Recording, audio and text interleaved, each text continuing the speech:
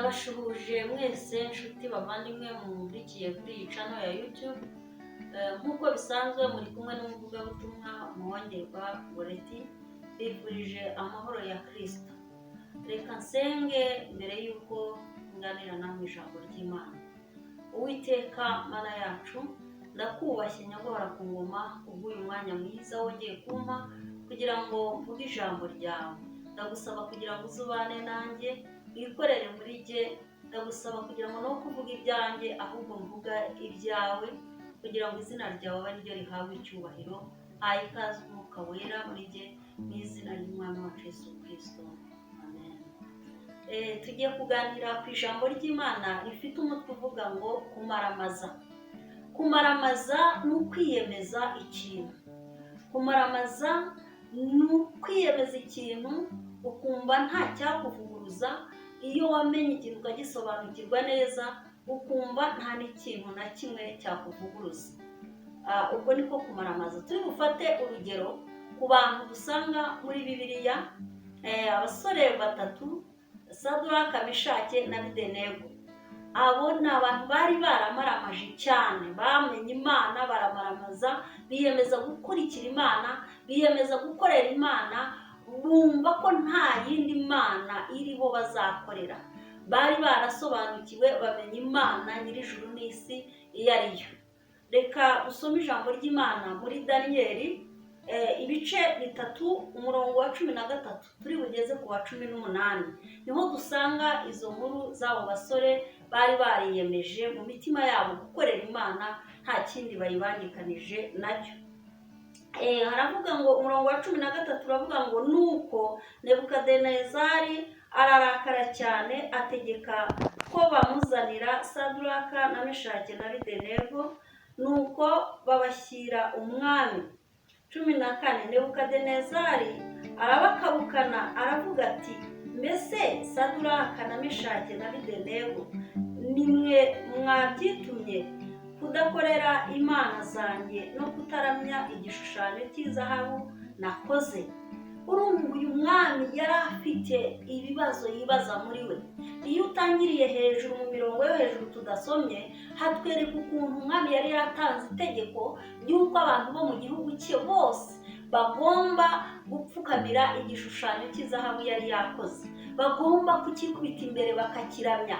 Ariko aba basore bari baramenye Imana nyakuri, bari barasobanukiwe Imana iyo ari yo. Hanyuma mu mitima yabo baramaramaza, baganirira ko badashobora gupfukamira kiriya gishushanyo. Nuko abenegihugu igihe kigeze bajya kubarega ku mwami, babavuga ko aba basore batigeze baramya igishushanyo yakoze. Ariko umwami amaze kubimenya biramubabaza cyane. Araza asanga aba basore, arababaza ati, mbese nimwe mwabyitumye? Ntabwo byumvikanaga ukuntu aba basore bagombaga gusuzugura itegeko ry'umwami, na cyane cyane ko batari abenegihugu, bari Abaheburayo. Ariko kuko bari bazi Imana nyir'ijuru n'isi, nta kindi kintu bari bazi gikwiye kuramya uretse Uwiteka Imana. Uyu mwami rero abonye ko bagomeye itegeko rye, araza arabakabukana n'umujinya mwinshi. Reka twumve ku murongo wa 15 uko yababwiye.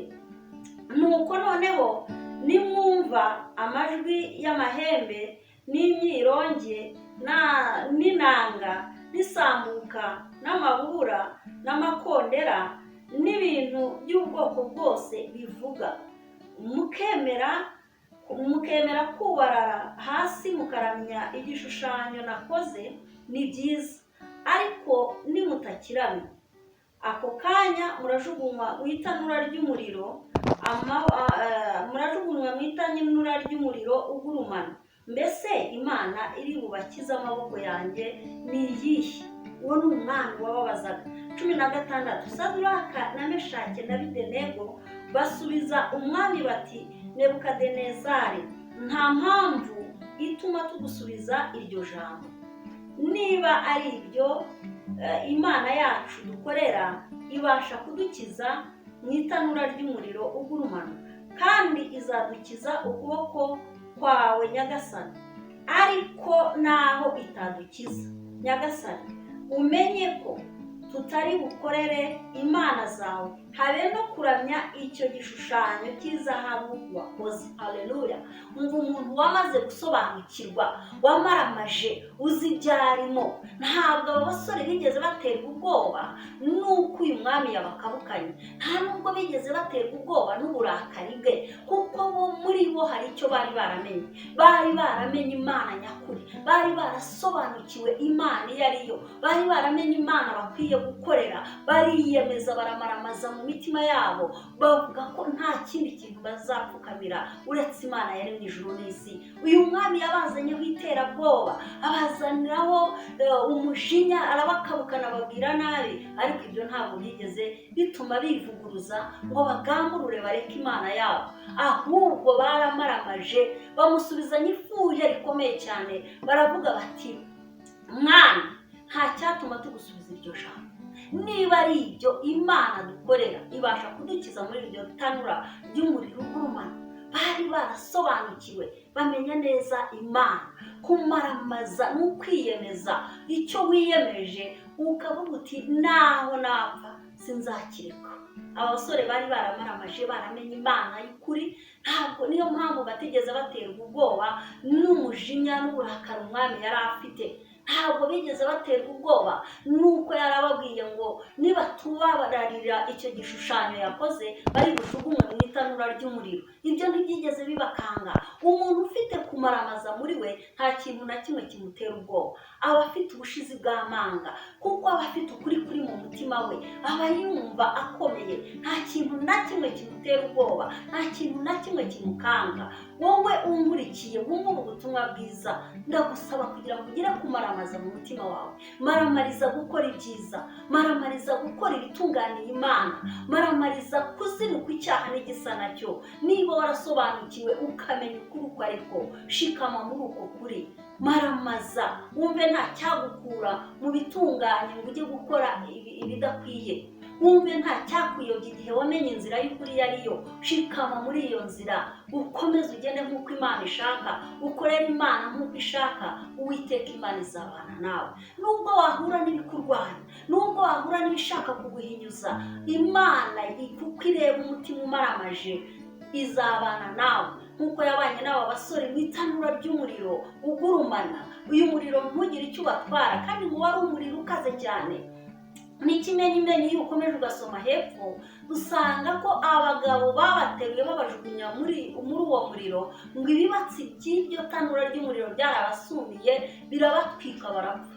Ariko ba basore kuko bari kumwe n'Uwiteka Imana, kuko bari kumwe n'Imana bikomejeho, kuko bari kumwe n'Imana bamaramarije gukorera, irabarinda ibana nabo no muri rya tanura ry'umuriro.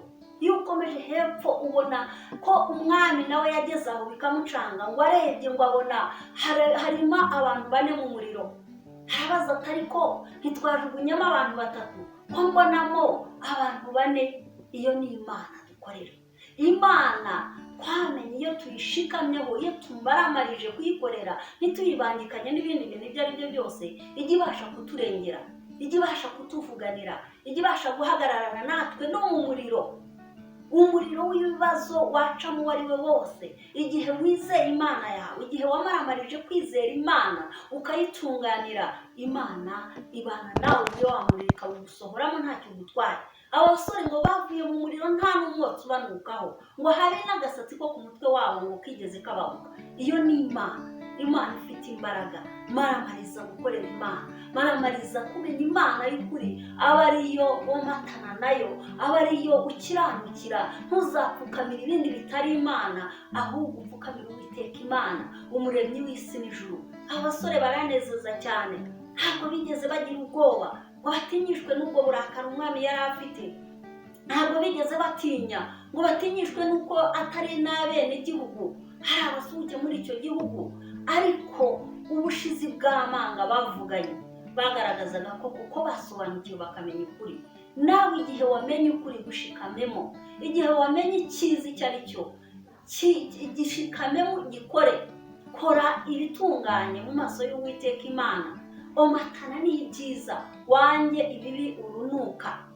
Umaramarize gukora ibitunganye, umaramarize kubaho mu buzima bunezeza Uwiteka Imana. Niba waramenye Imana yaremye ijuru n'isi, ukamenya Imana ko nta kindi kiri hejuru yayo, maramariza gukorera iyo Mana. Wigira ikintu icyo ari cyo cyose cyaguhindura ngo kikwinjizemo indi myizerere.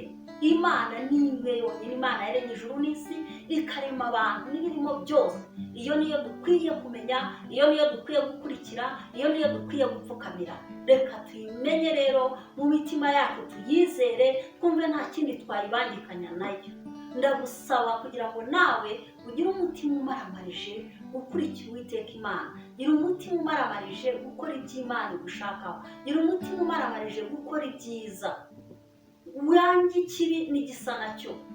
Niba uzi ko gukora neza ari byiza, warabimenye ukabisobanukirwa, maramaza mu byiza, maramaza mu gukora ibitunganye, maramaza mu kubahisha Uwiteka Imana. Wange ikintu icyo ari cyo cyose cyatuma Imana isuzugurwa.